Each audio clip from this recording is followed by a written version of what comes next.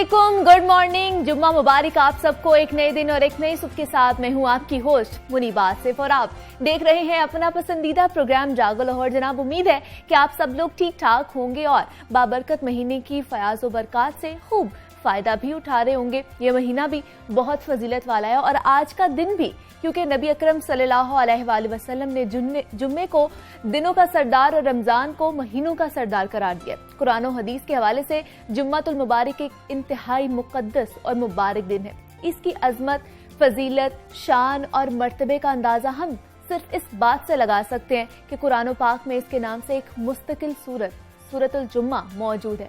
इसलिए कोशिश करें कि इस दिन जितना हो सके खुदा की खुशनुदी हासिल कर ली जाए, जिक्र व अज़कार किया जाए और जब भी दुआ के लिए हाथ उठाएं तो मुल्क व कौम के लिए जरूर दुआ करें कि अल्लाह ताला हमें इस आजमाइश की घड़ी से निकाल दे और इस मुहलिक वायरस से हमें छुटकारा दे। कोरोना वायरस की वजह से जहां रिवायती कारोबार मईशत पर बुरे असरात मुरतब हुए हैं, वहीं नौजवान नस्ल में अपने पैरों पर खड़े होने और अपना कारोबार शुरू करने के जज्बे को तकवीयत भी मिली है और देखते ही देखते ऑनलाइन कारोबार, स्टार्टअप्स और फ्रीलांसिंग के शोबा तरक्की करने लगा है। इलेक्ट्रॉनिक कॉमर्स या बरकी कारोबार दुनिया में बहुत अरसे से जारी है।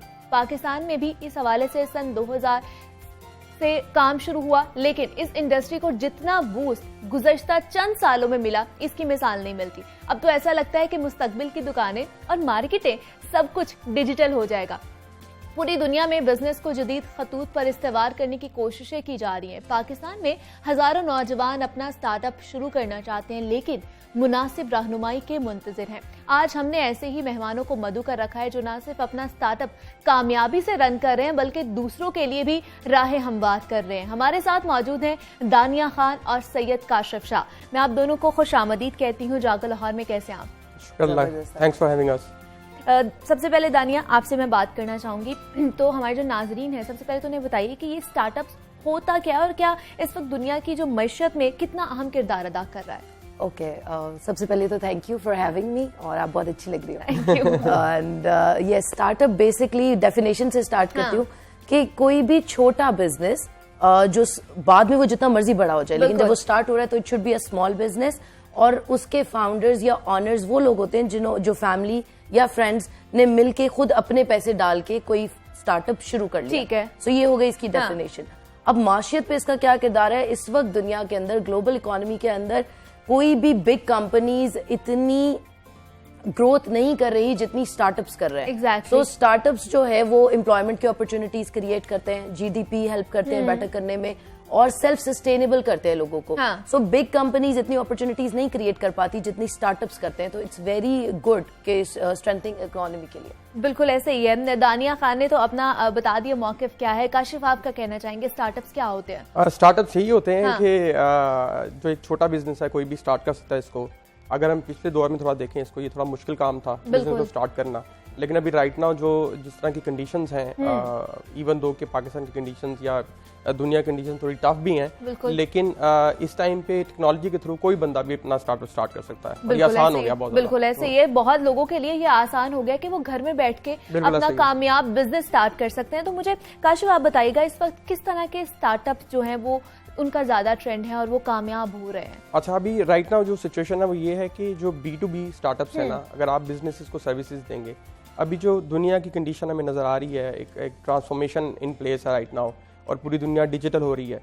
सिर्फ पाकिस्तान के लिए नहीं बल्कि पूरी दुनिया के लिए एक अपॉर्चुनिटी भी इसमें एग्जिस्ट करती है अगर कोई बिजनेस करना चाहता है। इसके अंदर जो सॉफ्टवेयर एज अ सर्विस के कुछ स्टार्टअप्स हैं, इसके अंदर हेल्थ केयर से रिलेटेड स्टार्टअप्स जो हैं वो बहुत अच्छा परफॉर्म कर रहे हैं। इसमें जो है कंज्यूमर गुड्स के ई कॉमर्स बहुत अच्छा बूम कर रहा है, क्योंकि राइट नाउ जितना भी कन्वेंशनल बिजनेस था वो सारा का सारा ऑनलाइन हो रहा है। बिल्कुल ऐसे ही है। तो इसमें अगर आप राइट नाउ ये एक बहुत आइडियल सिचुएशन है कि अगर आप इस टाइम स्टार्टअप स्टार्ट करते हैं। बिल्कुल ऐसे ही। और दानी, जिस तरह हमने देखा है पूरी इस वक्त दुनिया जो है वो ऑनलाइन पर आ गई हुई है कोरोना की वजह से, और हम लोगों ने नहीं सोचा था कि हम इस साइड पर भी आ जाएंगे या डिजिटलाइजेशन हमारी जिंदगी में आ जाएगी। तो इस चीज को अवेल करना कितना जरूरी है हमारे लिए? अच्छा, ये तो बिल्कुल ऐसे नोकिया की मिसाल हम लेते हैं कि नोकिया कितनी बड़ी कंपनी थी एंड हर जगह नोकिया का नाम था, बट आज वो हमें कहीं नजर नहीं आता जस्ट बिकॉज उन्होंने अडेप्ट नहीं किया। उन्होंने कहा हम एंड्रॉइड पे नहीं जाएंगे, अपना सिस्टम बनाएंगे, तो अगर आज हम या हम में से कोई भी बिजनेसेस अडेप्ट नहीं करेंगे ना डिजिटल दौर को, तो वो इरेलेवेंट हो जाएंगे, मतलब वो एग्जिस्ट ही नहीं करेंगे आने वाले दौर में। तो ये बहुत ज्यादा जरूरी है कि जिस तरफ दुनिया जा रही हो, वो कहते चलो तुम उधर को हवा हो जिधर को, तो जहां दुनिया जा रही है हमने भी वहीं जाना है। और अर्ली बर्ड्स के लिए इसमें बहुत फायदा होगा, यानी जो पहले कर लेगा उसको ज्यादा मार्केट शेयर भी मिल जाएगा, ज्यादा अपॉर्चुनिटी भी मिल जाएगी। मतलब पहले आप लोगों को, अच्छा मुझे काशिफ एक ये बड़ा मसला होता है कि पाकिस्तान में हमने देखा है बेशतर लोग जो अपना स्टार्टअप स्टार्ट करते हैं लेकिन वो कामयाब नहीं होते, तो उसकी वजह क्या है? क्या आपको लगता है कि उन्होंने रिसर्च ठीक तरह से नहीं की होती, लेकिन क्या मुल्क के माशी हालात ऐसे हैं कि वो कर नहीं पा रहे होते? अच्छा, माशी हालात जो उनसे ना वो तो आइडियल नहीं है, ये हालात। अच्छा। इनके अंदर स्टार्टअप्स ग्रो करते हैं, ठीक है, ठीक है, लेकिन अनफॉर्चुनेटली क्योंकि कोई मेंटल ग्रूमिंग नहीं है यहाँ पे, कोई इस तरह का इतना फेवरेबल एनवायरनमेंट नहीं है कि आपके इर्द गिर्द गाइडेंस उस तरह की एग्जिस्ट करती हो, रिसर्च हम ठीक से कंडक्ट नहीं करते, बिजनेस जब स्टार्ट करते हैं आइडियाज़ को नहीं वैलिडेट करते कि क्या मार्केट साइज ठीक है, क्या ये अर्ली तो नहीं है मेरा आइडिया। सॉरी आपको इंटरप्ट कर रही हूँ, लेकिन इतने सारे बिजनेसेस हमारे पास आते हैं और लोग मोस्टली लोगों को 90% लोगों को पता ही नहीं होता कि आइडिया वैलिडेशन भी कुछ होता है। एग्जैक्टली, आइडिया को वैलिड भी हमें करना है, तो लीगल सेटअप नहीं है, लीगल सेटअप नहीं है। फिर जो है एक जो बहुत मेजर प्रॉब्लम मैंने ये देखा कि अगर वो जब स्टार्ट करते हैं तो बड़े एक्साइटेड होते हैं, ठीक है, और इस स्टार्टअप को लेके चलने के लिए आपको बड़ा एक पेशेंस चाहिए, बड़ा एक टेम्परामेंट आपको चाहिए। तो वो क्या करते हैं कि अपनी सारी एनर्जी बड़े थोड़े से टाइम पीरियड के अंदर ना इन्वेस्ट कर देते हैं, और इसके लिए जब वो बैलेंस नहीं मिलता उनको बाद में या उस तरह के रिजल्ट्स नहीं आते, और एक प्रॉपर क्योंकि स्टेप बाय स्टेप कोई गाइडलाइन नहीं है, डिसअपॉइंट हो जाते हैं, जल्दी घर चले जाते हैं। बिल्कुल ऐसे और अनफॉर्चुनेटली जो सबसे बड़ा प्रॉब्लम है वो ये कि सेल्स को अंडरस्टैंड नहीं करते। वो ये अंडरस्टैंड नहीं करते कि मेरे लिए मार्केटिंग और एडवर्टाइजिंग कितनी इंपॉर्टेंट है। सारे पैसे उठा के शुरू में ही डाल देते हैं वो उस जगह पे कि जी प्रोडक्शन अच्छी कर लो, प्रोडक्ट में बहुत पैसे लगा लो, सर्विस को बड़ा बेहतर कर लो, लेकिन वो सर्विस नजर किसी को आती नहीं है, ना प्रोडक्ट आती। तो बिल्कुल ऐसे ही है। और दानिया और काशिफ आप हस्बैंड वाइफ भी हैं, तो मुझे आप अपने बारे में बताइएगा, आप लोगों ने कब स्टार्ट किया? इकट्ठे स्टार्ट आप लोगों ने बिजनेस किया या अलग अलग पहले से ही कर रहे थे आप लोग? अच्छा, आप बताएंगे। अच्छा, मुझे ऑलमोस्ट 20 ईयर्स हो गए। अच्छा, और मैं 20 साल से ही कर रहा हूँ ये काम, और 20 साल जब मैं कहता हूँ तो अराउंड मेरा पहला स्टार्टअप 2003 के अंदर भी था, ठीक है, और वो इंटरनेट बेस्ड था। अच्छा, तो पाकिस्तान में बहुत अर्ली था। ये एक सीखने की बात है कि आप जब कोई चीज़ बहुत अर्ली लॉन्च करते हैं तो ऑब्वियसली मार्केट, अभी तो सारी दुनिया ऑनलाइन होगी, उस दौर के अंदर लोग मुझे बोलते थे कि आप ना ख्याली पुलाव बनाते हैं। अच्छा, ठीक है, क्योंकि उस टाइम पे तो किसी को इस बात पे बिलीव नहीं था। बिल्कुल ऐसे ही है। तो मैंने उसके बाद जो है इंटरनेशनल मार्केट में मूव कर गया, लोकल मार्केट से वो मुझे नहीं मिला।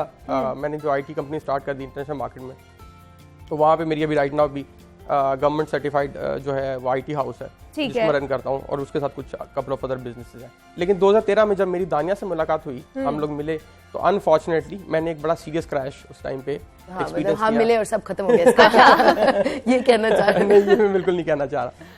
तो फिर हमने साथ में जीरो से स्टार्ट किया, उससे पहले 100 प्लस दोनों ने मिलकर। हाँ, फिर बिल्कुल मिलकर। सो वो कहानी बड़ी इंटरेस्टिंग इस तरह से है कि इस तरह के क्राइसिस एक्सपीरियंस किए कि मुझे याद है कि 18 दिन का बच्चा था हमारा, और हमारे पास ना दूध के पैसे नहीं थे। अच्छा, तो ये बड़ी एक स्टोरी है जो लोग सुनते भी हमारे से। तो इट वाज वेरी टफ कि किस तरह से हम करें, लेकिन दानिया ने मुझे ये बोला कि आप ना जॉब कर लें। हाँ। तो मैंने कहा यार मैं ना जॉब नहीं करूंगा, बिल्कुल भी जॉब वाला मेरा माइंडसेट नहीं है, करना मैंने काम ही है, लेकिन अब मेरा एक और इरादा है। अच्छा। खुद के लिए तो करना ही करना है, हाँ। लेकिन हजारों के लिए करना है। तो ये कहती है आपका दिमाग ठीक है? हाँ। मैंने कहा दिमाग बिल्कुल ठीक है। सो उधर से हमने स्टार्ट किया फ्रीलांसिंग। मतलब वो एक आपने सोच लेकर चले कि अपने लिए तो करना ही करना है, लेकिन अपने साथ मेरे तरह के जो बहुत से और हजारों लोग हैं, मैंने उनके लिए भी कुछ करना है। तो वो सोच जब उन्होंने आपके साथ शेयर की तो आपको क्या लगा कि ये हो सकता है कि नहीं हो सकता? हाँ, अच्छा, बिल्कुल, ये एक इम्पोर्टेंट बात है कि हमारी लव मैरिज है। तो मैं शायद लास्ट शो में भी आपको बताया था। अब मैं ना उस टाइम इस चीज के ऊपर मुझे बहुत बिलीव था कि यार ये बंदा मेरी मोहब्बत है, तो जो ये कहेगा मैंने करना है। अच्छा, सो सिर्फ उस मोहब्बत के अंदर ना मुझे नहीं पता था आईटी का कुछ भी, या इसमें क्या पैसा होता है नहीं होता, but just for the sake of that love कि इस मोहब्बत के लिए मैंने करना है। मैं उस जो ये मुझे कहता रहा मैं करती रही। हाँ। बस मेरी अंग्रेजी अच्छी थी, कम्युनिकेशन अच्छा था, इसमें मुझे कहा ये प्रोफाइल बनाओ, ये करो, ये बिट कर। सो जो इसने मुझे बताया बाकी मैं गूगल से देखती रही। So I started and with this believe कि यार बस कुछ नहीं होता, मैंने इसे मोहब्बत करी ना, सब कुछ सही हो जाएगा। And eventually it worked for us. तो ऐसा ही है।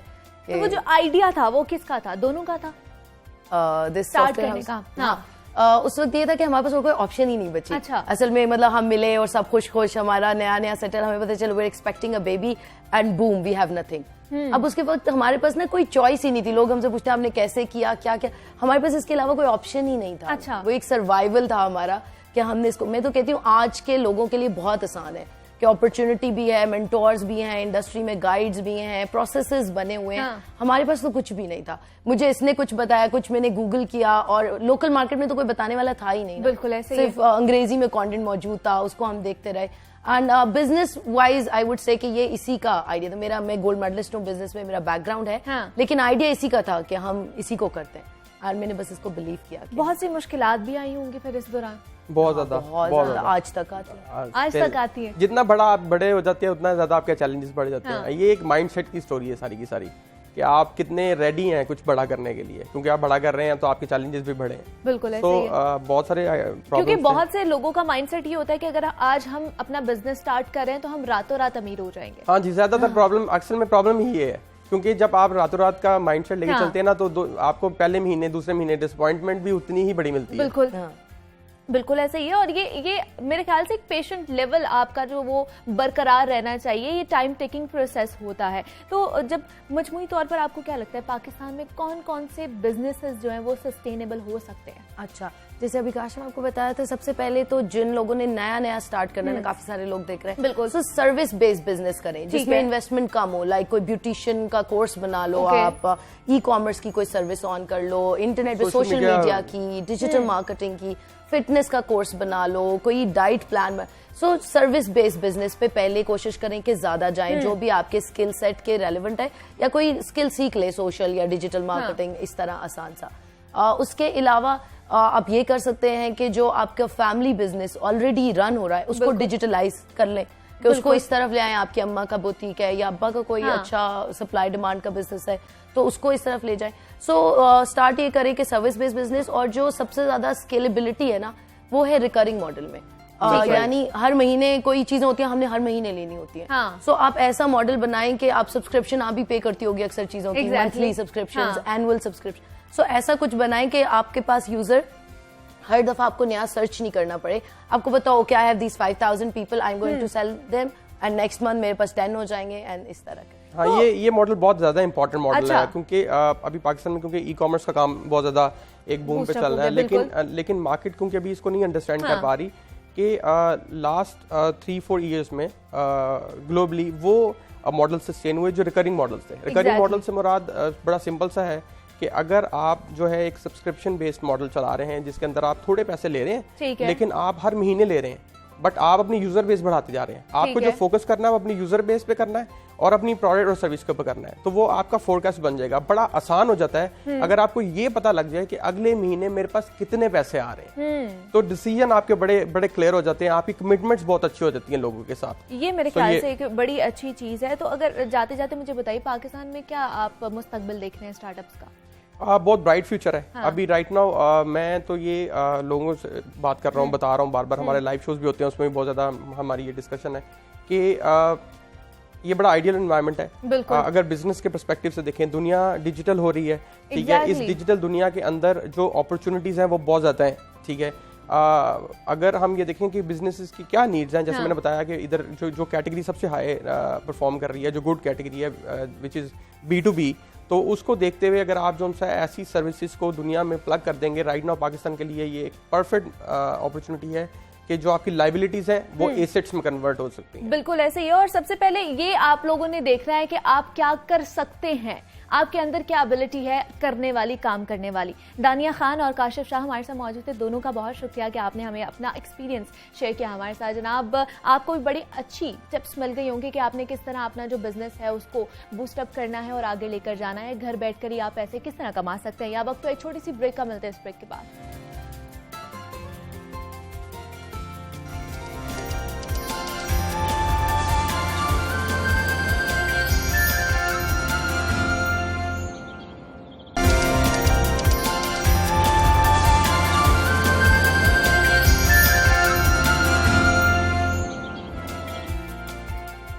वेलकम बैक टू जागो लाहौर। जनाब, अब कुछ बात कर लेते हैं सोने शहर लाहौर के हवाले से। तो शहर लाहौर का दर्जा हरारत अभी बढ़ना शुरू ही हुआ है कि पानी के बहरान ने भी सर उठाना शुरू कर दिया है। शहर के पोश और नवाही इलाकों में साफ पानी की फराहमी वासा के लिए चैलेंज बन चुकी है। साफ और फिल्टर्ड पानी की फराहमी के लिए मौजूदा हुकूमत ने शहर लाहौर में ताहाल कोई नया फिल्ट्रेशन प्लांट नहीं लगाया, जबकि साबिक हुकूमत के लगाए गए फिल्ट्रेशन प्लांट्स को भी पसे पुश्त डाल दिया गया है। के नुमाइंदा लाहौर न्यूज जैनुल आबदीन के एक रिपोर्ट के मुताबिक फिल्ट्रेशन प्लांट्स की मुरम्मत और बहाली का काम न होने की वजह से शहर में इस वक्त वासा, जिले हुकूमत और पब्लिक हेल्थ के लगाए गए 125 से ज्यादा फिल्ट्रेशन प्लांट्स बंद पड़े हैं। एक तरफ पहले से लगाए गए प्लांट्स बदहाली का शिकार हैं, तो दूसरी तरफ आबे पाक अथॉरिटी की जानिब से पंजाब के मुख्तलिफ शहरों में 4 अरब रुपए मालियत के नए मंसूबे भी शुरू किए जा रहे हैं। लाहौर में फिल्ट्रेशन प्लांट्स क्यों तबाही का शिकार हो रहे हैं, नए मंसूबे कब और कहां शुरू किए जाएंगे, इस पर बात करेंगे। हमारे साथ मौजूद हैं चेयरमैन पंजाब आबे पाक अथॉरिटी डॉक्टर शकील अहमद खान साहब, जिनका वाटर सेक्टर में 25 साल का एक्सपीरियंस है और वो 18 से ज्यादा ममालिक में अपनी खिदमात भी सरअंजाम दे चुके हैं। सर, मैं आपको वेलकम कहती हूँ जागो लाहौर में से। कैसे हैं आप? शुक्रिया जी, thank you for inviting me. Thank you sir. Sir, हम आबे पाक अथॉरिटी 4 अरब रुपए के जो है नए वो प्रोजेक्ट्स का आगाज कर रही है, तो इन प्रोजेक्ट्स के हवाले से हमें बताइएगा और ये कितने लोगों को फायदा पहुंचाएंगे?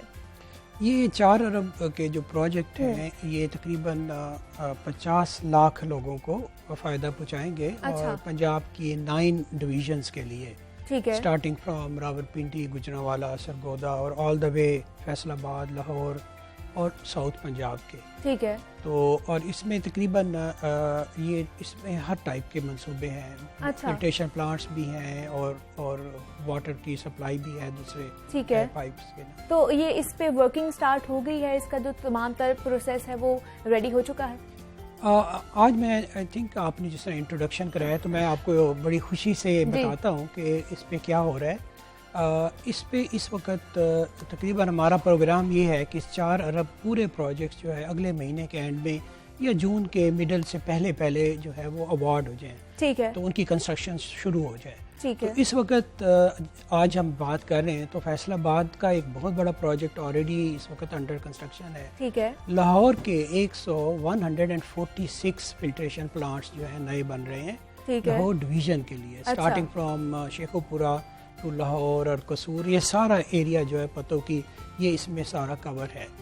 तो अभी आपने ये कहा कि बहुत सारे फिल्ट्रेशन प्लांट जो है वो इस बंद पड़े हुए हैं। एग्जैक्टली 125 फिल्ट्रेशन प्लांट्स जो हैं वो बंद पड़े हुए हैं। हाँ, तो उसका मैं आपको जवाब देता हूँ कि ये जब फिल्ट्रेशन प्लांट क्यों बंद होते हैं जी, और हमारा क्या एम्बिशन है कि ये वाले फिल्ट्रेशन प्लांट्स भी जो हम बनाने जा रहे हैं तकरीबन 1500 के करीब हैं पूरे पंजाब में इस पहले फेज में। ठीक है। तो इनका भी वही हशर ना हो जो कि पहले होता है। एग्जैक्टली। तो मैं आगे आपको बताऊंगा कि वो क्यों नहीं हशर ऐसा होगा, और इंशाल्लाह जो इस वक्त बंद पड़े हैं पहले तो ये देखना कि वो क्यों बंद पड़े हैं, और अगर वो बंद पड़े हैं और एक ऑलरेडी हमारी जो है गवर्नमेंट की जो है कोई भी मतलब मैं किसी पॉलिटिकल उसमें नहीं नाम लेता, हमारी कौम का उसके ऊपर पैसा बिल्कुल ऐसे ही है। तो अब हमने उसको देखना है कि हमने किस तरह उसको फाल करना है, वो क्यों बंद हुए, क्या रीजंस हैं। बिल्कुल ऐसे ही है। जो मेजर रीज़न है वो सिर्फ लाहौर में नहीं बल्कि पूरे पंजाब में, वो उसकी lack of operation and maintenance है, जो उसका फुकदान है। पहले वो मंसूबे बन जाते हैं, मैंने बताया कि वो फीते कट जाते हैं, बड़ा वाह हो जाती है। हाँ, कि जी हमने नया मंसूबा स्टार्ट कर दिया बन गए, और हाँ, लोगों ने भी बड़ा पॉलिटिकली भी हर बंदे ने उसका फ़ायदा उठाया। लेकिन जैसे ही कंट्रैक्टर का 1 साल का या 6 महीने का ऑपरेशन एंड मेंटेनेंस का जो एक पीरियड होता है वो ख़त्म होता है, तो उसके बाद वो एक डिटीरिएशन शुरू हो जाती है। ठीक है। और ये इतनी डेंजरस है, मैं आपको बताऊं कि जब आप किसी फिल्ट्रेशन प्लांट को प्रॉपरली मेंटेन नहीं करेंगे तो वो जो फिल्टर्स के अंदर से जो पानी गुजर रहा है, जो उसको साफ करके बाहर निकाल रहा है, तो वो तो कुछ दिनों बाद चोक होना शुरू हो जाएगा, और आहिस्ता आहिस्ता जो पानी में कंटेमिनेंट्स हैं वो लोगों को ट्रीटेड वाटर की सूरत में मिलेंगे, जो कि एक बहुत बड़ा एक अफसोस और दुख की बात है। अफसोस है, एक अलमिया है। बिल्कुल ऐसे ही है। हाँ, और आप ये देखें कि जिस मुल्क में 80% जो बीमारियां हैं वो basically related to water borne diseases हैं, तो अगर हम लोग इस तरह की काम करेंगे तो मेरा नहीं ख्याल कि हम कोई अपनी कौम के साथ इंसाफ कर रहे हैं, बिकॉज पानी तो एक बेसिक बिल्कुल ऐसे ही है।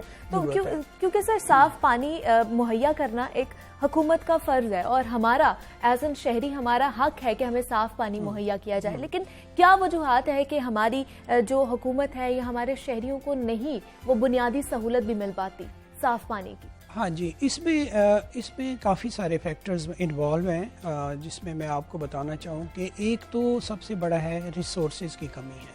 अच्छा, मैं मिसाल भी साथ साथ देता जाता हूँ कि अब जब पाकिस्तान बना था जी, पाइप सारे ले हो गए। अब उतने रिसोर्सेज नहीं होते कि जो एक पाइप की एक लाइफ होती है कि अगर फर्ज करें कि कोई 20 साल या 30 साल के लिए वो उसकी एक लाइफ है, बिल्कुल, अगर उसको उस लाइफ के अंदर रिप्लेस ना किया जाए तो उसके अंदर होल्स डेवलप हो जाएंगे। और अगर वो वाला पाइप सीवरेज से भी गुजरे हो तो आप सोचिए कि उसके अंदर जो अगर पानी का जो प्रेशर, तो हमारे यहाँ 24 आवर सप्लाई तो नहीं हो रही हर जगह पे, जैसे प्रेशर कम होता है वो सारा पानी उसके अंदर सक हो जाता है और वो उसके मिक्स होके लोगों को, इसी वजह से जो पाइप वाटर सप्लाई है लोगों को ट्रस्ट नहीं रहा। बिल्कुल, वो कैसे होगा वो भी मैं आपको बता देता हूँ, क्योंकि इतना इंटरनेशनल जो एक्सपोजर लेके मैं आया हूँ, मेरा दिल ये चाह रहा है कि हम अपने मुल्क के लिए वो अच्छे अच्छे लेसन्स जो हैं वो हम लोग even with in the limited resources जो है हम उनको एड्रेस करना शुरू करें स्टेप बाय स्टेप। तो सर वो क्या हो रहे हैं अब? हाँ जी, वो इस अथॉरिटी का मेन पर्पज ही यही है। 4 चीज़ें जो है वो हमारा एक ड्रीम है जो कि हम करने जा रहे हैं और कर भी रहे हैं, इंशाल्लाह शुरू भी कर दिया है। एक तो ये है कि ये जो फिल्ट्रेशन प्लांट की हमने बात की, ऑपरेशन एंड मेंटेनेंस, उसके ऊपर हमारा फुल जो है वो है कि अब कोई ऐसा फिल्ट्रेशन प्लांट ना बने जिसकी ऑपरेशन मेंटेनेंस जो है वो गारंटीड ना हो। ठीक है, एक तो गवर्नमेंट की तरफ से, दूसरा जो है वो हम देख रहे हैं कि बहुत सारे वॉलंटियर्स हैं, ताजर बरादरी हमारे पास आ रही है, NGOs हमारे साथ आ रहे हैं। तो अब हमने वो काम नहीं होने देना कि फिल्टर प्लांट जो है उसकी दूसरी साइड से ट्रीटेड पानी वो जो है due to lack of operation and maintenance लोगों को वो नुकसान पहुंचा रहा हो। बिल्कुल ऐसी। और सर हम देखते हैं कि जमीन से जब ट्यूबवेल से पानी निकलता है तो वो अमूमन साफ पानी होता है, लेकिन वो हमारे घरों तक पहुंचते पहुंचते मुजरे से हद क्यों हो जाता है? हाँ जी, उसकी रीजन ये है कि जब ये मैं जैसे आपको बताया कि कुछ तो पुराने पाइप्स वो हैं जिसकी रिप्लेसमेंट जितने भी वासाज हैं बड़े 5 सिटीज़ में या उसके अलावा म्यूनिसिपल कमेटीज़ हैं, वो ग्रेजुअली तो हर साल जो भी उनको फंड्स रिलीज़ होते हैं उसमें वो रिप्लेसमेंट भी करते हैं। ये ओवरऑल जो ये इशू है, this is all related to water management, जहाँ पे देखिए एक पूरा एक डेटाबेस होता है कि कहाँ पे किस वक्त पाइप पड़ा था, कहाँ पे उसकी ज़रूरत है रिप्लेस होने की, कहाँ पे किस टाइप का पानी जा रहा है, उसकी वाटर क्वालिटी मॉनिटरिंग है। बिल्कुल, और ये तो एक साइड है इसकी। दूसरी साइड जो है वो हमारी आवाम की साइड पे है कि जो पानी का इतना ज़ियान है उसने हमें इतना परेशान किया हुआ है कि कोई वाटर कंजर्वेशन का कॉन्सेप्ट नहीं है। शहर बढ़ते जा रहे हैं, आबादियाँ बढ़ती जा रही हैं। जब भी कोई शहर देखिए अर्बनाइजेशन होती है तो दूसरे मुल्कों में मैं आपको शेयर करना चाहता हूँ एक बड़ा सिस्टमेटिक जो है वो लैंड यूज़ का प्लान होता है कि इस एरिया ने, इस शहर ने इतने एरिया के लिए फैलना है। तो उससे पहले ही जो है वाटर की पाइपलाइन, सीवरेज की पाइपलाइन, ड्रेनेज की पाइपलाइन बिछ जाती है। अब लाहौर की मैं मिसाल देता हूँ, you will be very interested. Lahore में ये हो रहा है कि आप देखें जितनी भी यहाँ पे ड्रेन बनी हुई है, गंदा नाला है, फलाना है, ये है वो, उसमें सारा सीवरेज आ रहा है। बिल्कुल, रावी के अंदर सारा सीवरेज पड़ा ऐसे ही है। अब वो सारा पानी मिक्स्ड होके रिवर वाटर में वो जमीन के अंदर पर्कुलेट हो जाता है। क्यों नहीं हम लोग वेस्ट वाटर ट्रीटमेंट प्लांट के ऊपर जोर देते? तो मौजूदा गवर्नमेंट का आपने देखा होगा कि हर दफ़ा जब भी प्राइम मिनिस्टर इधर आए हैं और इस वक्त पब्लिक हेल्थ के जो डिपार्टमेंट है उनके को मैंडेट किया गया है कि 1 by 1 आप वेस्ट वाटर ट्रीटमेंट प्लांट्स जो है उनको बनाना शुरू करें। ठीक है। दूसरी चीज़ कंजर्वेशन की तरफ जो एक बड़ा स्टेप है वो है वाटर मीटरिंग का। जब तक आप वाटर मीटर नहीं करेंगे तो आप देखेंगे पानी का ज़ियान होता ही रहेगा। आई डोंट केयर पानी बह रहा है तो बिल्कुल ऐसा ही है। The moment you introduce water meters तो आप देखेंगे कि पानी की सप्लाई जो है वो इतनी कम वो जो ज़ियान है वो इतना ज़्यादा कम हो जाएगा कि इट विल बी। सर हमें हर घर में साफ पानी पहुंचाने के लिए इंफ्रास्ट्रक्चर में कितनी बड़ी तब्दीलियां अभी भी करने की ज़रूरत है? अभी इस वक्त हमें इसमें यही हर फोरम पे विद इन द गवर्नमेंट भी हम लोग आपस में कि इसको हमने बड़ा एक होलिस्टिकली देखना है ठीक है। ये नहीं है कि हमने ये कर दिया, वो नहीं किया, ये किया, एक पीस भी सोल्यूशन नहीं होगा। It has to be integrated, you know, planning and the execution. बिल्कुल ऐसे ही है। मैं सिर्फ आपको एक मिसाल देता हूँ, यू कैन इजीली अंडरस्टैंड। यहाँ पे जो इरिगेशन का जो वाटर यूज़ है, कोई बंदा कहीं पे ट्यूबवेल लगा ले और जितना पानी निकाल ले, हाँ। ठीक है।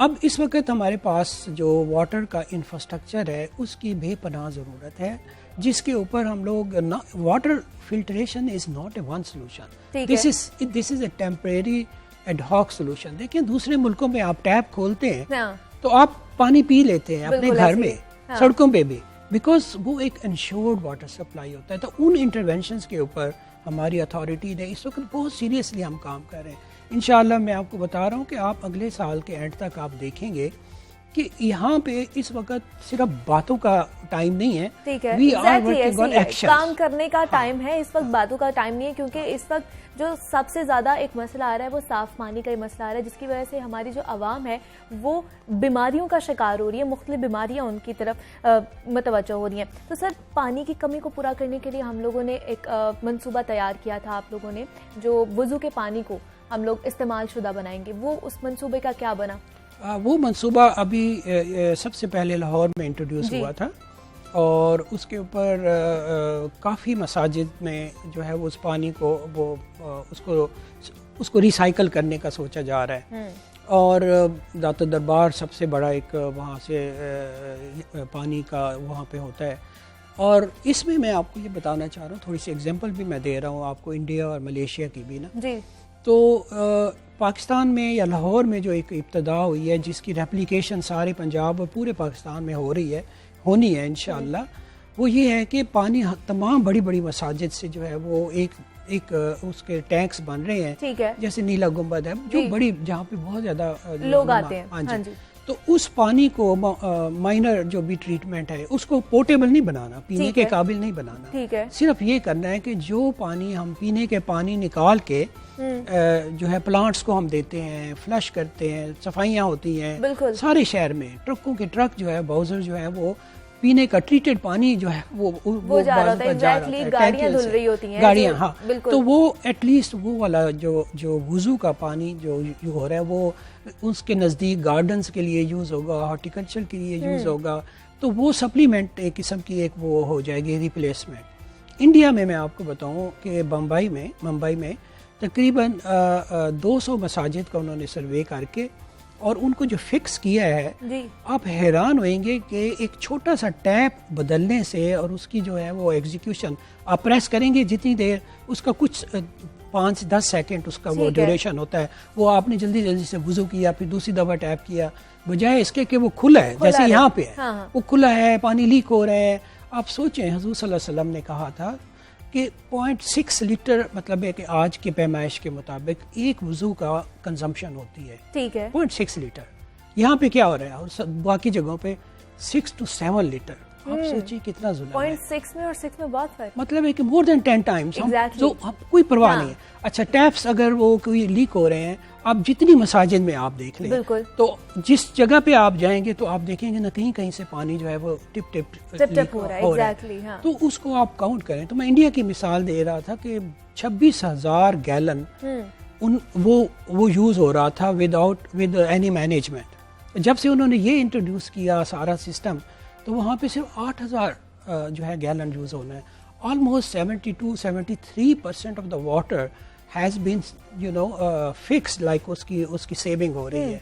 इसी तरह मैं मलेशिया की एग्जांपल देता हूँ, वहाँ पे भी इसी तरह ही उन्होंने टैप्स भी बदल दिए हैं मसाजिद में, और उनकी प्रॉपर मॉनिटरिंग होती है, फिर उस पूरे के पूरे पानी का रीयूज होता है, और इतना इफेक्टिव उसका रीयूज है कि दे आर ट्राइंग कि एक ड्रॉप भी पानी का ज़ाया ना हो। तो ये चीजें आपने 18 से ज़्यादा ममालिक में अपनी जो खिदमत सर अंजाम दी है और इस तरह के एग्जाम्पल्स भी आप बता रहे हैं, तो यहाँ पर भी हमें इस तरह की चीज़ें लाने की ज़रूरत है, अशद ज़रूरत है यहाँ पर भी, तो काम होगा इस तरह का यहाँ? देखिए जी, मैंने बताया कि ये मैं इस चीज़ का बहुत बड़ा क्रेडिट लाहौर वासा को देता हूँ, जिन्होंने इतना ज़बरदस्त काम किया है कि एक तो ये मैंने वुज़ू की तो एक छोटी सी एग्जांपल है, अभी उन्होंने वो जो अंडरग्राउंड वाटर टैंक्स बनाने शुरू बिल्कुल, किए बिल्कुल। हैं जो रेन वाटर को हाँ जी, हार्वेस्ट कर रहे हैं। बिल्कुल। आप सोचें कि अभी ये जो लॉरेंस गार्डन के नीचे लगा 7 से 8 जो और भी बनने लगे हैं,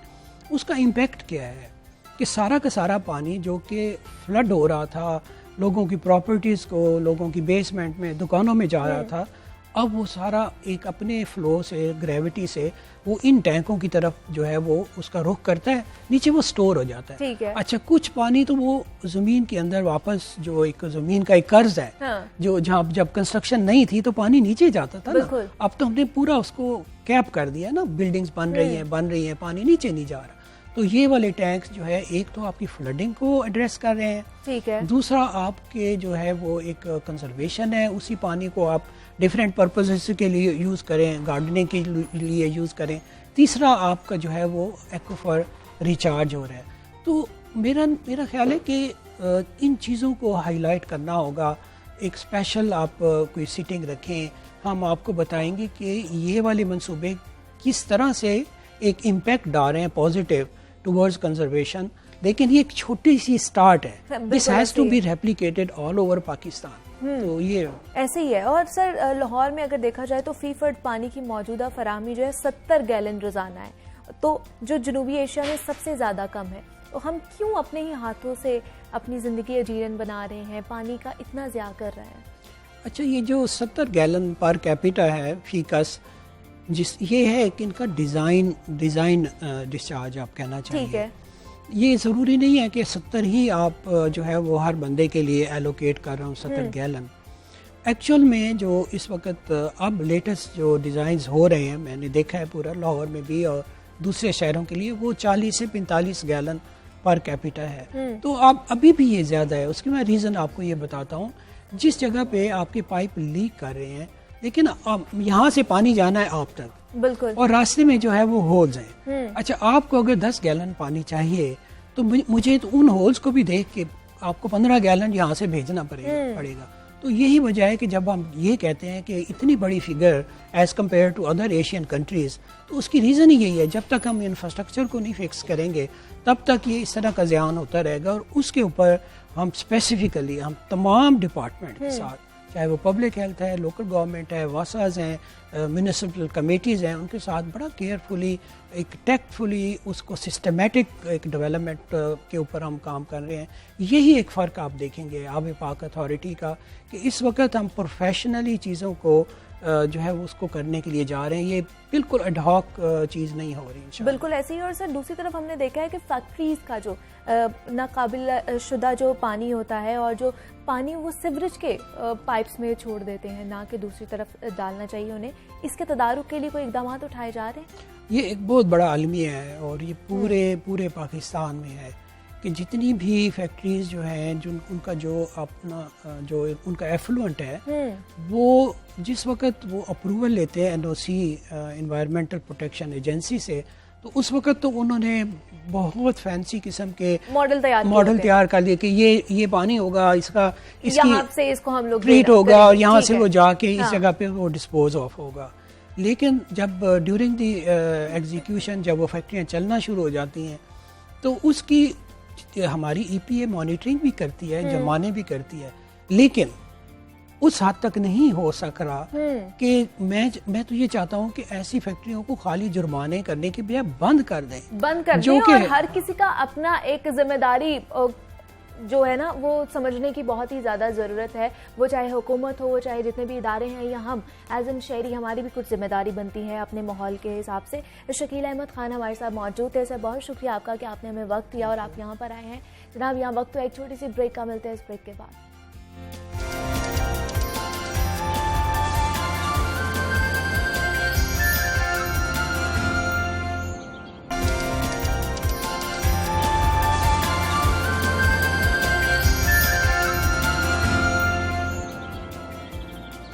वेलकम बैक टू जागो लाहौर। जनाब, अब कुछ बात कर लेते हैं मुहलिक वायरस के हवाले से, जिसके जानलेवा हमले जारी हैं और शहर में नए केसेस और अमवात रिपोर्ट होने का सिलसिला भी जारी हो सारी है। लाहौर में मजीद 34 अफराद मौत के मुंह में चले गए। 24 घंटों के दौरान 1302 नए मरीज रिपोर्ट भी हुए। मौजूदा हालात के पेश नज़र तिब्बी माहिरीन की जानिब से फौरी कर्फ्यू तर्ज के लॉकडाउन का मुतालिबा किया जा रहा है। गुज़श्ता रोज PMA, paramedics, family physician, YDA और लेडी हेल्थ वर्कर्स की मुश्तरका प्रेस कॉन्फ्रेंस हुई और उनका कहना था कि एहतियात ना करने से अवाम और हस्पताल बेबसी की हालत में है।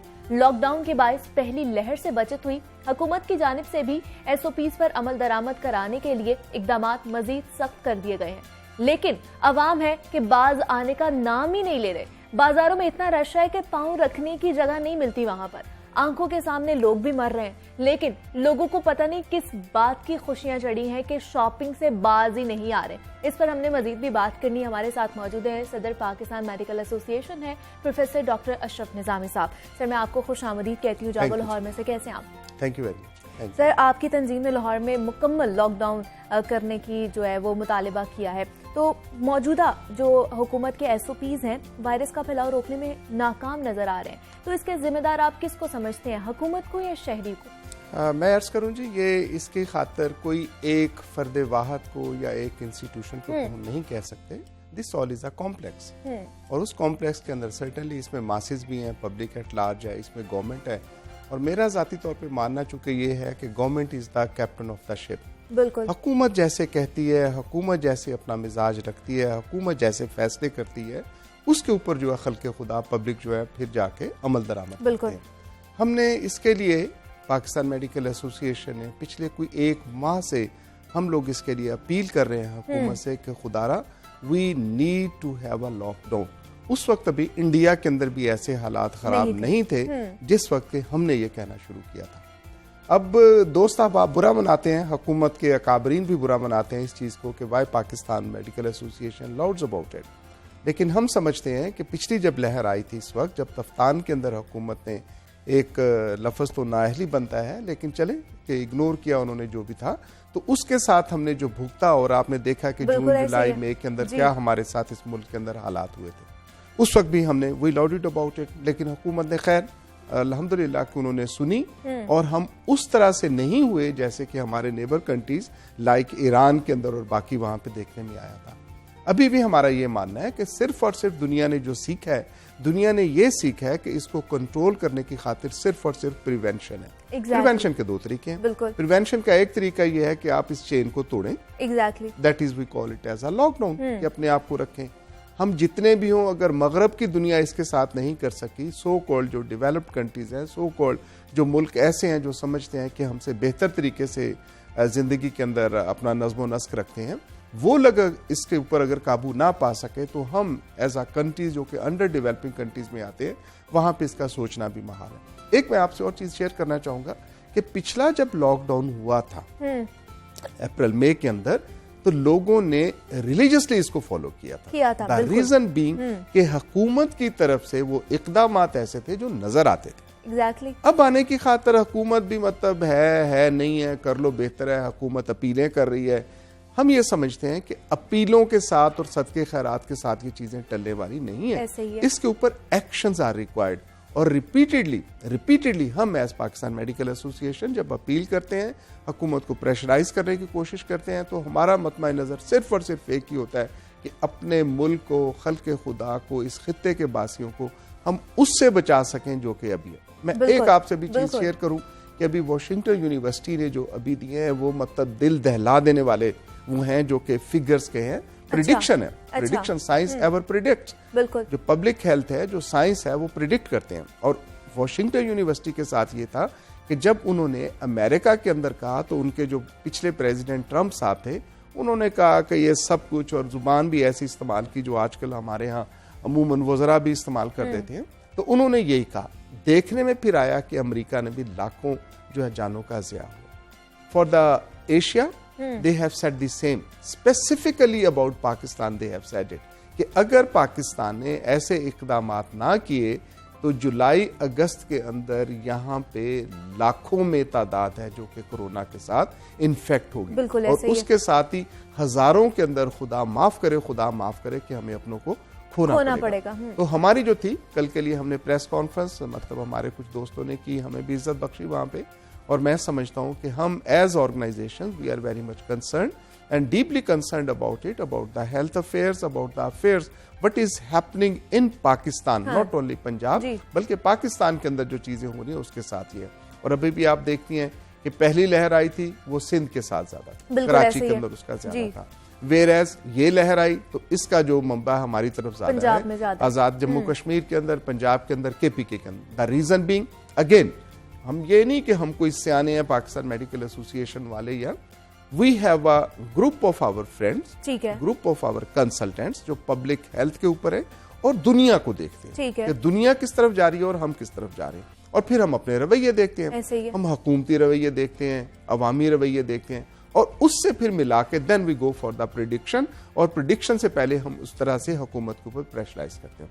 मैं अब आपसे एक बात शेयर करूं कि जैसे पिछली दफा हमने तफ्तान बॉर्डर के लिए और हमने इसके साथ मतलब शोर वोर डाला था, इन्हीं तंजीमों ने शोर डाला था, और इस वक्त भी हमने जो शोर डाला वो इस वजह से कि जो यूके स्ट्रेन जो था और सारी दुनिया जानती थी कि यूरोप ने यूके के साथ सारे मामला जात बंद कर दिए वहां पे सारी, but has gone good for Pakistan कि हमने खुले बाजुओं के साथ उनको हम खुशामदीद कह रहे हैं। और सारे मैं समझता हूँ हमारे बहन भाई हैं, इंसानियत के नाते हम सारी बहन भाई हैं, हजरत आदम की औलाद है, तो मतलब ये चीजें एक अपनी जगह, लेकिन जो यहाँ पे सफरिंग फिर आई है वो तो सिर्फ हम लोगों ने ही सफर किया, बिल्कुल ऐसा ही है कि जब पहली वेव के अंदर हुआ तो हुकूमत ने जो अच्छे इक़दाम एंड वी एवर अप्रिशिएट, एक ये समझा जाता है अनफॉर्चुनेटली कि हुकूमत के हमारे कुछ मेहरबान ये समझते हैं कि गालिबन शायद हमने इसका बेड़ा ही उठा लिया कि हमने तनकीद ही करनी है, वी डिड अप्रिशिएट, हम अप्रिशिएट करते हैं उसको जो कि लास्ट टाइम किया गया था, और हमने यही कहा था कि इस दफा भी ऐसे कर लो। वेयरएज़ आप इसको विटनेस कर चुके हो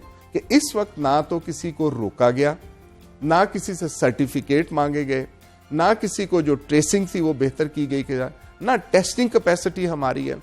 अब ये कहना कि जी पहले हमारे पास 3 लैब थी, अब देखिए हम 40-50 हजार पे चले गए, तो भाई 1.5 साल 1.25 साल भी तो गुजर गया है। उसकी खातर आके जितने हमारे साथ केसेस हैं, और हम 22-25 करोड़ की आबादी है, इस आबादी के अंदर आके आज भी अगर हम 50,000 55,000 कर रहे हैं तो दीज आर पीनट्स, ये बहुत कम है जो कि रेशियो जिसके साथ करने सर अगर हेल्थ केयर सिस्टम की बात की जाए तो जिस तरह ये मुसलसल कोरोना के वार जारी है, तो क्या लगता है कितना दबाव है हेल्थ केयर सिस्टम पर, और हमारे जो हेल्थ केयर वर्कर्स हैं वो कितना मुतासर हो रहे हैं इससे? आप देखें एक मतलब yesterday we had a press conference at Services Hospital, और एक चीज जो मैं आपसे शेयर करूं कि एक बदकिस्मती से कि हम जो नंबर शेयर करते हैं वो बड़े पता नहीं क्यों हुकूमत और इंडियन गवर्नमेंट, ये अमूमन सब गवर्नमेंट्स के लिए ऐसा ही है, ठीक है, इंडियन गवर्नमेंट भी यही करती है कि भोपाल एक शहर है, वहां पे वो मतलब कहते हैं जी यहाँ पे 3 डेथ हुई, ठीक है, और वहां पे जो शमशान घाट है पता लगता है कि वहां पे तो जगह ही नहीं मिल रही। तो ये जो एक हमारा क्राइटेरिया, और हम इसको फर्ज मनसबी समझते हैं कि हमने इस चीजों की करनी है, कि इस वक्त जो हॉस्पिटल्स के अंदर हालात हैं,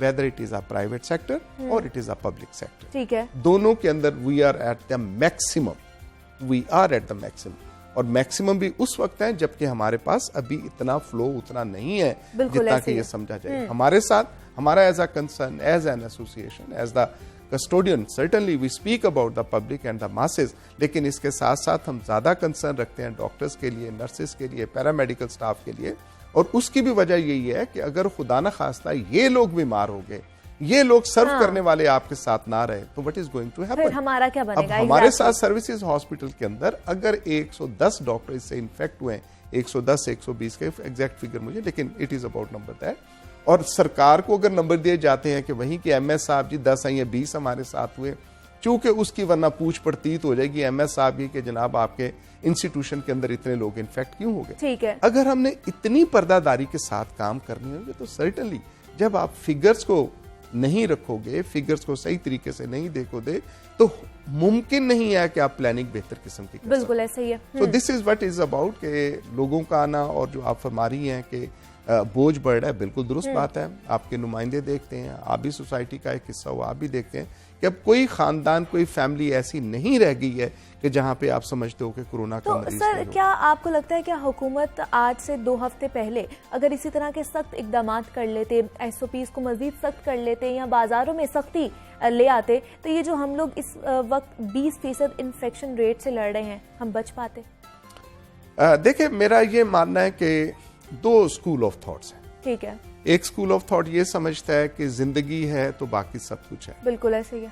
एक समझता है कि नहीं, पहले हमें जो है मुआशरत अपनी ठीक रखनी चाहिए, हमें रहन सहन रचना चाहिए। मरकजी वजीर सेहत साहब ने फरमा दिया कि हो सकता है कि लॉकडाउन की तरफ हम चले जाएं, ये ऐसे लिहाजा जल्दी जल्दी खरीदारी करो। बिल्कुल। एक ये मेले ठेले समझते हैं जिंदगी के अंदर ये रौनकें और ये सारी तवानाइयाँ और ये सारी तमन्नाइयाँ रहनी चाहिए।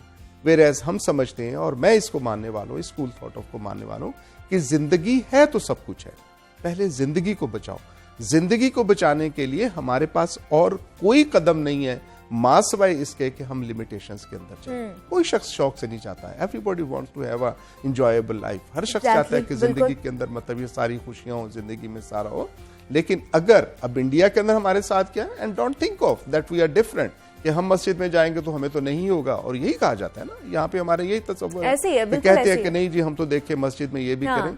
हिंदुओं ने भी यही किया था। व्हाट दे डिड, उन्होंने क्या कोई 1.5 करोड़ के करीब जाके वो अपने आप को पाक करने लगे। उनके मजहब के अंदर ऐसा है कि गंगा स्नान करेंगे तो आप बिल्कुल पवित्र हो जाओगे, पाक हो जाओगे। एंड व्हाट हैज हैपेंड, वो आपके वो सामने, हमारे सामने अब हमारे सामने भी यहाँ पे पाकिस्तान के अंदर आके, और जबकि सऊदी अरब, देखें हमारा जीना मरना सब हमारा उसी के लिए, मक्का मदीना की खातिर ही हम सारी चीजें देखें। अगर वहां पे इसके ऊपर पाबंदियां लगा रहे हैं, अगर वहां पे साइंस को देख के ये समझौते किए जा रहे हैं, तो व्हाई नॉट इन पाकिस्तान। तो पाकिस्तान के अंदर, दुबई के अंदर देख लें, वहां पे मतलब इस्लामिक कंट्रीज हैं। हमारा हमसाया मुल्क ईरान हमसे मेरा ख्याल ज्यादा मजबूत होगा। वहां पे उन लोगों ने कैसे ये सारी पाबंदियां लगाई हैं और कैसे अपने आप को मेकअप किया है कि जो इस वक्त वहां पे सूरत हाल गुजर रही है, उस सूरत हाल को मद्देनजर रखते हुए उन्होंने फैसले किए।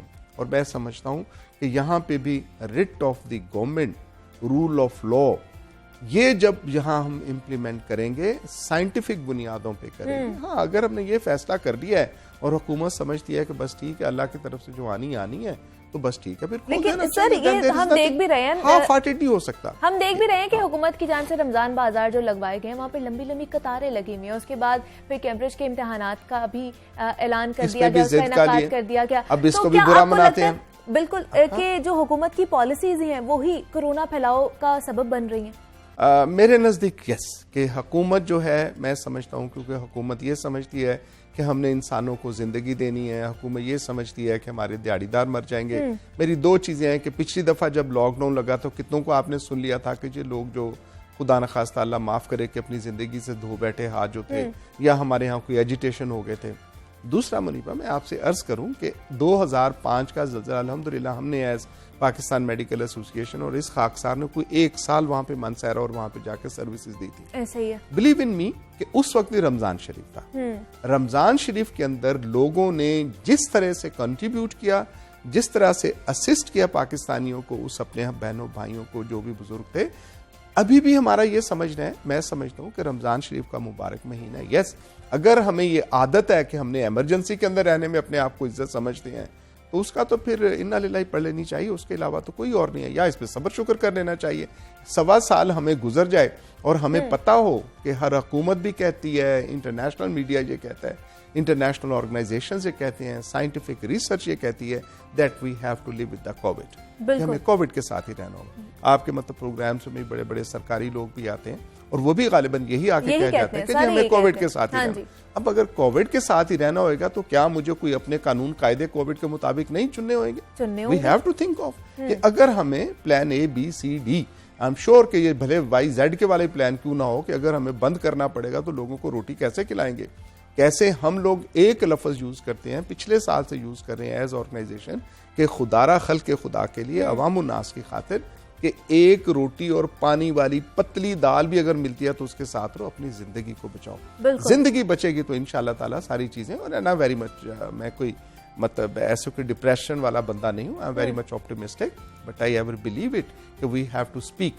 जब तक हम दरवाजा खटखटाते रहेंगे, चीजें इंशाल्लाह ताला अच्छी होंगी। 1 साल 1.25 साल हमने अच्छा किया, पाकिस्तान ने परवरदिगार की बड़ी हमारे ऊपर करम नवाजी रही, मीडिया ने आपने अच्छा रोल अदा किया, लोगों के साथ हमने अवेयरनेस की, और अल्हम्दुलिल्लाह पाकिस्तान उन ममालिक में से भी जो कि हमारे जैसे मुल्क हैं, हम लोग एक बेहतर अंदाज से। बिल्कुल ऐसे ही है। और एक चीज मैं आपसे आज जरूरी तौर पे ये समझता हूँ, जो कि मैं हमेशा एक कैप्टन ऑफ द शिप और गवर्नमेंट के साथ, गवर्नमेंट में हमारे दोस्त समझते हैं, मतलब बड़े बड़े दोस्त भी हैं, मतलब वजीरों तक भी, कि अशरफ निजामी पता नहीं नकाद ही है, where as I am not. मैं ये समझता हूँ कि हमें खुदारा एहतियात करनी चाहिए, बिल्कुल और ऐसे ही है। एहतियात के लिए प्रिवेंटिव होके आगे लेके जाना चाहिए, प्रोएक्टिव हमें इकदाम करने चाहिए निस्बतन उसके कि हमारे सर के ऊपर पड़ जाए और फिर हम हाथ मलते रहें। हमने आज भी यही, और मैं एक कन्फ्यूशियस है, चाइना के फिलोसोफर मुदब्बर हैं, तो उसका ये मानना था कि जो हुकूमत होती है ये हवा की मानिंद है,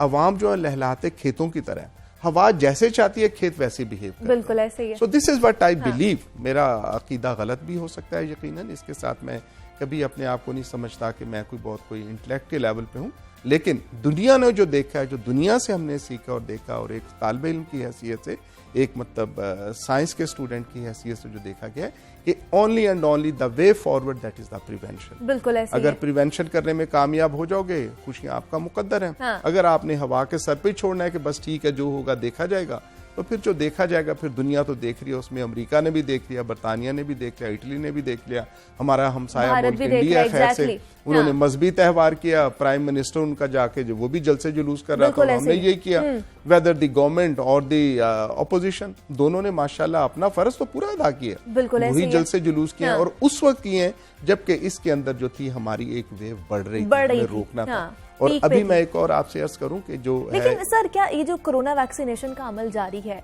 और अब तक कह रहे हैं कि 20 लाख से ज्यादा लोगों को कोरोना वैक्सीनेशन लग चुकी है, तो आप इसकी रफ्तार से मुतमईन हैं? एक मैं अर्ज करूं, देखिए मेडिकल साइंस जो नंबर नहीं देखती, ठीक है, it is not about number it speaks good, ठीक है, हमने जी इतने लाख लगा दिया, हाँ। लाख, क्योंकि हम सफेद पोश से लोग हैं, हमें लाख क्या हजार ही बड़ा लगता है जी, बड़ी बात होगी, बल्ले बल्ले होगी। ये तो 22 करोड़ है, 22 करोड़ में कितने परसेंट को चाहिए हमें? 60% को एटलीस्ट जो कोविड की खातिर हमें वैक्सीन बिल्कुल। ये जो परसेंटेज हमारी आ रही है, जो इतने लाखों, ये अभी 1% भी नहीं बनती। अच्छा, 1% भी नहीं बनती।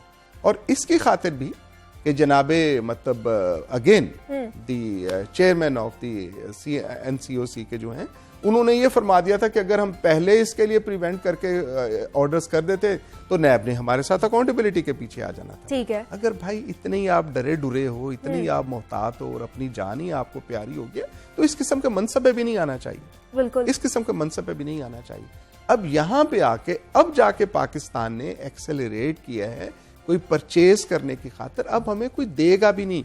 द रीजन बीइंग दुनिया ने तो इन एडवांस वहां पे ले लिए, बिल्कुल ऐसे ही है। Everybody knew about it. Production जो है लिमिटेड होगी, डिमांड इसकी ज्यादा होगी, और डिमांड एंड सप्लाई वाला मामला। मैं समझता हूँ कि शुक्रिया अदा करना चाहिए हमारे ही नेबरिंग और हमारे फ्रेंडली कंट्रीज का, जिनके अंदर चीन आता है और सर्टेनली दी रशिया के भी फॉरेन मिनिस्टर आ गए थे, वो भी कुछ कह गए कि 5 लाख या 50 लाख देंगे। और जैसे मैं तो लफ्ज़ नहीं यूज़ करता, लेकिन आप जर्नलिस्ट लोग बड़ा फ्रीली यूज़ करते हो मांगे तांगे की और अल्लाह वास्ते की जो वैक्सीन मिलती है। लेकिन अल्हम्दुलिल्लाह अभी कुछ ना कुछ खरीदने की तरफ भी हुकूमत ने किया है कि खरीदने के लिए। और हम अगेन कि पहले ही हमने कहा था कि why it not be the provincial subject. 18th amendment के साथ जब आपने हेल्थ प्रोविंसेस को दे दी है, तो वाई नॉट द प्रोविंसेस खरीदें। तो अभी खबर देख रहे थे कि पंजाब ने भी कुछ पैसे रखे हैं कि हम लोग इसको खरीद रहे हैं और वो वैक्सीन को खरीदेंगे, और अल्लाह ताला बेहतर करेगा इंशाल्लाह ताला। लेकिन इसके लिए एफर्ट्स बहुत ज्यादा करने की जरूरत है।